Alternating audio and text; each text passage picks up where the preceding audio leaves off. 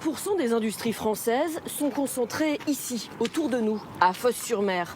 Raffinerie, pétrochimie, sidérurgie, des industries qui ont façonné le territoire. Pourtant, pour celui qui sait regarder, autour de nous, des petits bouts de patrimoine ou des poches de biodiversité.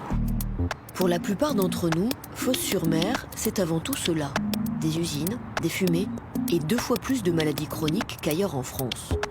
Malgré tout, René Bachose est tombé amoureux de la ville il y a plus de 50 ans. Il y a les manades, il y a les pêcheurs, il y a les traditions aussi. Et ça, j'ai connu au début et ça m'a fait flasher, quoi. Je suis resté pour ça. Parce que vous êtes arrivé donc dans les années 70 pour travailler au Haut Fourneau. Pour démarrer les hauts fourneaux de la Solmer à l'époque. Et je me suis lié d'amitié avec des phocéens. Des phocéens qui ont l'art de la discussion. Si on leur pose des questions, ils ont toujours quelque chose à nous raconter. Des histoires, qui s'en souviennent, ils vont dans le détail. Et la première des histoires, c'est celle de ce château, vieux de 1000 ans. Mireille Serre est guide conférencière. Tout à l'heure, Mireille, là j'ai vu un petit panneau avec marqué « Montée des porcelets ». Qu'est-ce que ça veut dire? Pourquoi ça s'appelle « Montée des porcelets » là-bas? Tout simplement parce que c'était une famille qui était puissante, qui était du côté d'Arles, qui avait des propriétés du côté de Trinquetaille, et qui en fait ont été les derniers seigneurs, co-seigneurs en tout cas, du château de Fos, voilà, au XVe siècle, entre le XIVe et le XVe siècle. Depuis le Xe siècle se tient ici le château de Fos, également appelé château de Lauture. Sa fonction, depuis ses 32 mètres de hauteur, était de protéger la population.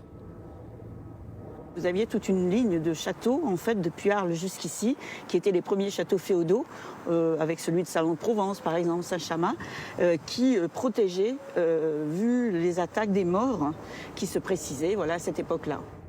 Longtemps, le château de Lauture fut tenu par la famille des seigneurs de Fos. Qu'est-ce qu'ils diraient, les seigneurs, là, si, paf, ils revenaient comme ça? Ça les surprendrait quand même, hein? Je crois qu'ils seraient catastrophés.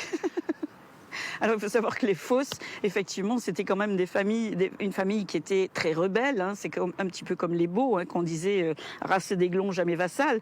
Mais effectivement, les Fos reviendraient ici et je pense qu'ils essaieraient de prendre part certainement à toute, cette industrialisation pour les bénéfices que ça peut en retirer. Depuis le haut du château, la vue est imprenable aussi sur les vieux salins. Nous y retrouvons Franck Bardem pour une autre histoire, celle de la biodiversité. Ici, vous êtes donc au cœur des salins de Fos. C'est un ancien site donc industriel qui est aujourd'hui un site naturel protégé. Et la partie que vous apercevez directement derrière moi, c'est une partie qu'on appelle l'étang sud. Donc c'est un des éléments des salins de Fos. On y exploitait du sel qui avait 3 usages. Un usage chimique, un usage routier et un usage à vocation de consommation humaine. Ici, Franck recense plus de 180 espèces d'oiseaux. Les plus connus, flamant rose et aigrette, peu gênés par le bruit ambiant. Comme c'est un bruit qui est continuel, ils s'y habituent, ils ont intégré ça, au même titre que la nationale. Et en fait, dès lors que ça s'arrête, ça les dérange. Ces industries, effectivement, elles sont là. Elles ont apporté du travail aux populations qui étaient sur place. On a tous bénéficié, à un moment donné, de l'arrivée de ces industries. Pour autant, il reste quelques espaces naturels que l'on arrive encore à préserver, et c'est ce qui a été fait ici. À la barre de Didot, son bateau, Rodrigue tient lui aussi à nous raconter sa Méditerranée, le golfe de Fos et ses usines.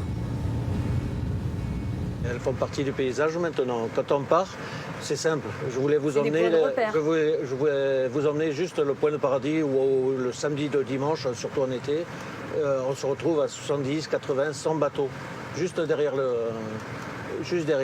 Et on a l'impression de ne pas avoir au bout du monde. On ne voit même pas les usines puisqu'on regarde ailleurs et c'est une habitude. La Gracieuse, c'est cette pointe de sable, le rendez-vous des habitants de Fos, le petit coin de paradis de Rodrigue. Mais retournons sur le port. Ce jour-là, c'est justement le concours de petite pêche. 5645 ans. Alors là-dedans, vous avez du sard, de la girelle, du sarin. C'est ce que vous trouverez dans les meilleurs restaurants des Bouches-du-Rhône pour faire votre soupe. À l'organisation, l'association Fosse Pêche Plaisance. Près de 60 bateaux participent au concours.